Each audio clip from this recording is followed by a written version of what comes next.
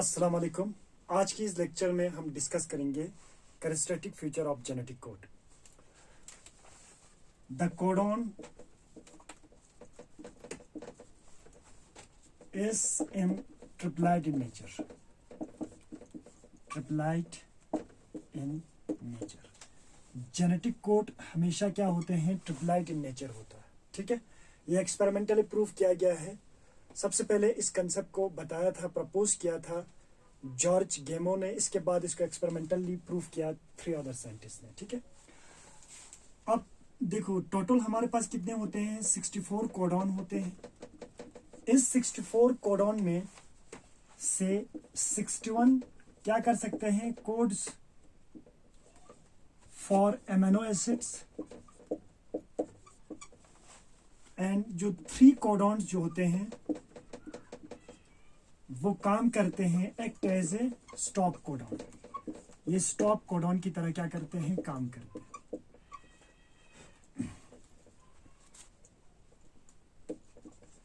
Act as a stop codon, या हम इसको क्या कहते हैं? नॉनसेंस कोडॉन कहते हैं, जिसके अंदर कैपेबिलिटी नहीं होता है एक एमिनो एसिड को सिंथेसिस करने का, इंफॉर्मेशन नहीं होता है। ठीक है, अब दूसरा जो पॉइंट है हमारे पास, जेनेटिक कोड जो होते हैं, देखो 1 codon code for only 1 amino acid. Only 1 amino acid. एक कोडॉन सिर्फ एक ही अमाइनो एसिड को कोड कर सकते हैं। इसीलिए जो कोडॉन होता है ये क्या होता है? स्पेसिफिक होता है, या हम इसी को क्या कहते हैं? अनएम्बिगुअस।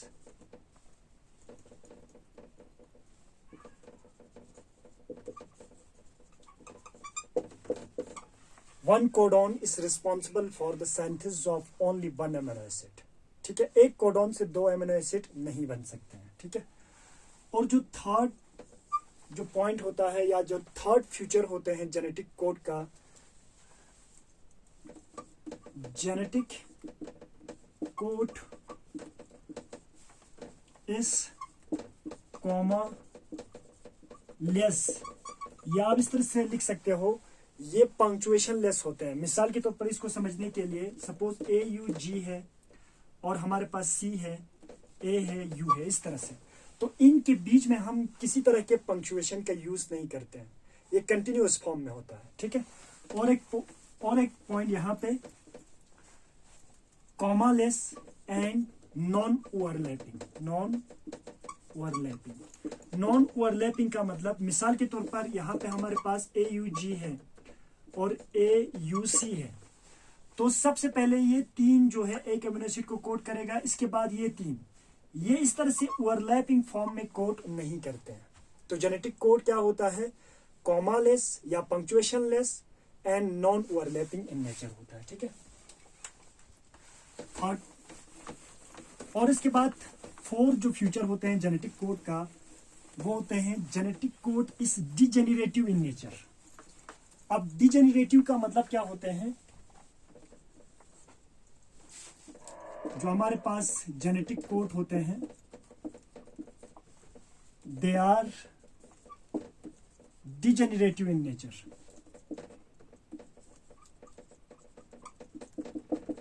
इसका मतलब होता है, डिजेनरेटिव का मतलब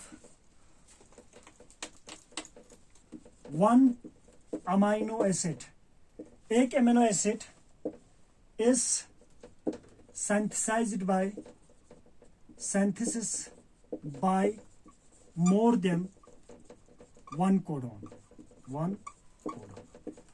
अब इसको समझने के लिए देखो, सपोज हमारे पास यहाँ पे AUC है, ये AUC भी पार्टिकुलर एक अमीनो एसिड A को सिंथेसिस कर सकते हैं। इसी तरह से AUG है, ये भी इस A अमीनो एसिड को सिंथेसिस कर सकते हैं। तो 1 amino acid is synthesized by more than 1 codon is known as degenerative in nature। ठीक है, अब इसके बाद